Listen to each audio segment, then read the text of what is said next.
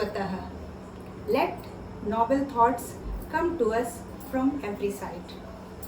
My dear viewers, ये मेरा video UGC net, UPSC और कई ऐसे प्रमुख एग्ज़ाम में पूछे जाते हैं, उससे संबंधित मैं कुछ इतिहास की चीज़ें या प्राचीन भाषा से संबंधित हमारे भाषाओं के विषय में कुछ बताने का प्रयास कर रही हूँ। इससे पहले आप सबसे एक बार अनुरोध करती हूँ, please subscribe my channel and thanks for your support. आप लोगों ने मुझे बहुत प्रोत्साहित किया।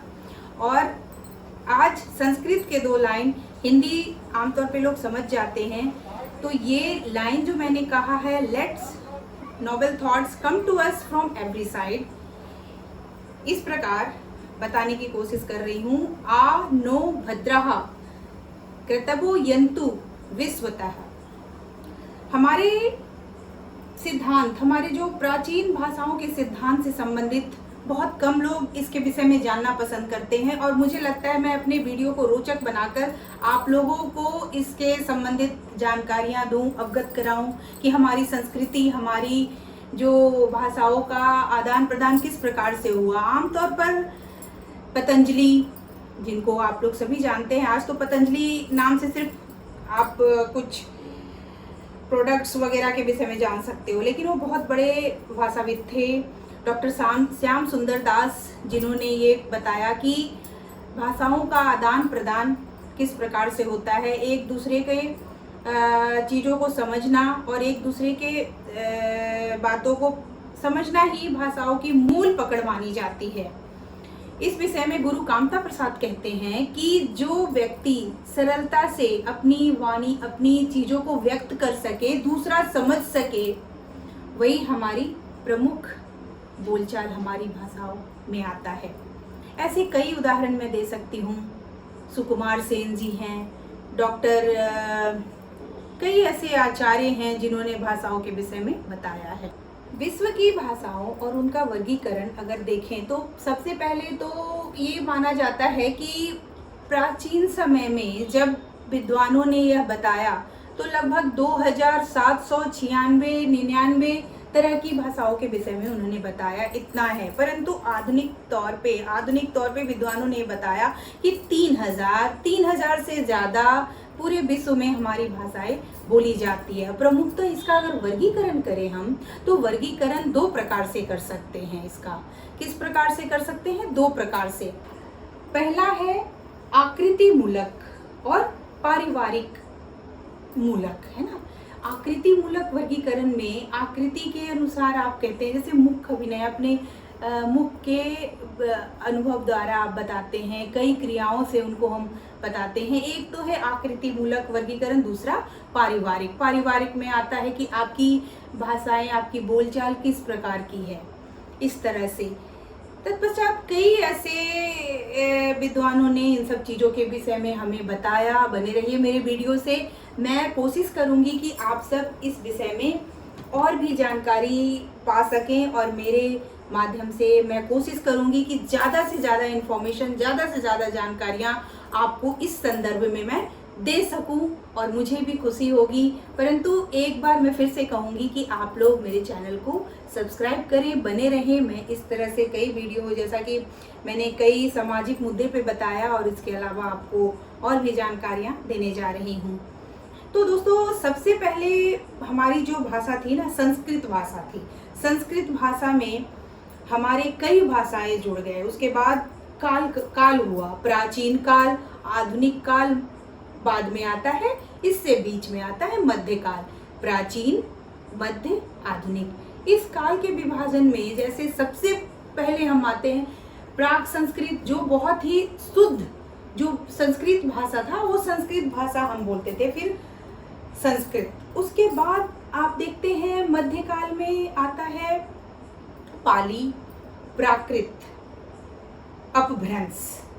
ये सारी भाषाएं जो है, पाली भाषा जो प्रथम प्राकृत बोलते हैं, और प्राकृत भाषा जो द्वितीय प्राकृत बोलते हैं। फिर आपका आता है अपभ्रंश। अपभ्रंश में भी आप द्वितीय संस्कृत को जानते हैं।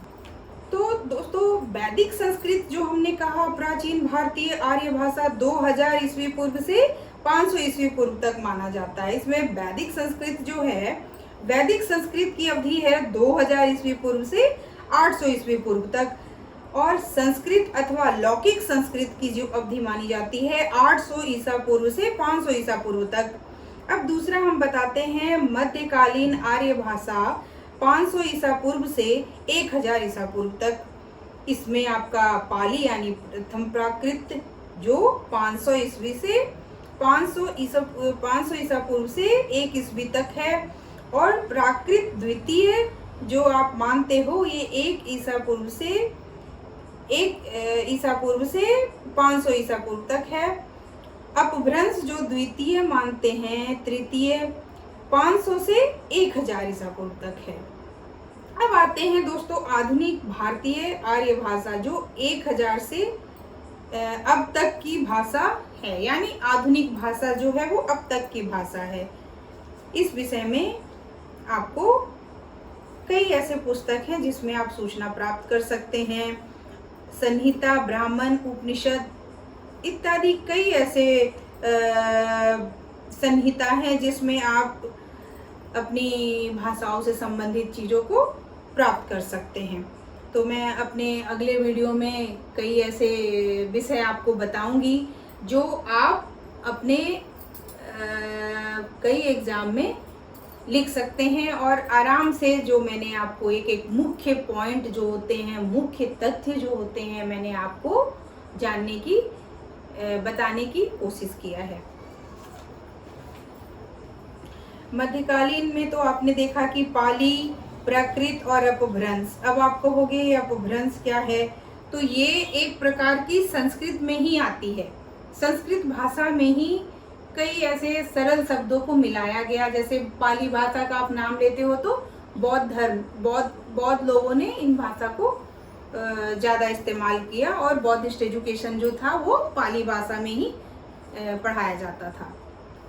जैसा कि मैंने शुरुआत में ही कहा, विद्वानों ने कहा था भाषा से संबंधित, उसमें पतंजलि, डॉक्टर श्याम सुंदर दास, मंगल देव शास्त्री, बाबूराम सक्सेना, सुकुमार सेन, भोलानाथ तिवारी, आचार्य देवेंद्र, डॉक्टर पांडुरंग दामोदर पुणे इत्यादि लोगों ने इस विषय में काफ़ी हमें जानकारियाँ दी, ताकि हम समझ सके कि हमारा जो सभ्यता, हमारी जो भाषा का विकास किस प्रकार आरंभ हुआ और किस प्रकार आधुनिक युग में इसका प्रचलन होता जा रहा है। कोई भी वर्गीकरण के आधार पे देखे, जैसा कि मैंने आपको कहा, आकृति मूलक वर्गीकरण में रूपात्मक, रचनात्मक, व्याकरणात्मक, व्याख्यात्मक, पदात्मक, पदाश्रित आदि के नाम से जाना जाता है, और पारिवारिक वर्गीकरण को वंशानुक्रमित और वंशात्मक, कुलात्मक या ऐतिहासिक वर्गीकरण माना जाता है।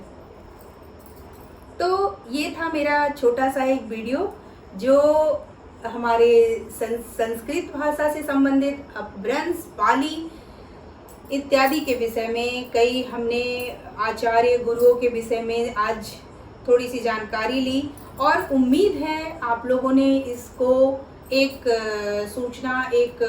सूचना नहीं, एक जानकारी का माध्यम समझा होगा। मुझे उम्मीद है आप सबको मेरा ये छोटा सा प्रयास बहुत पसंद आया होगा।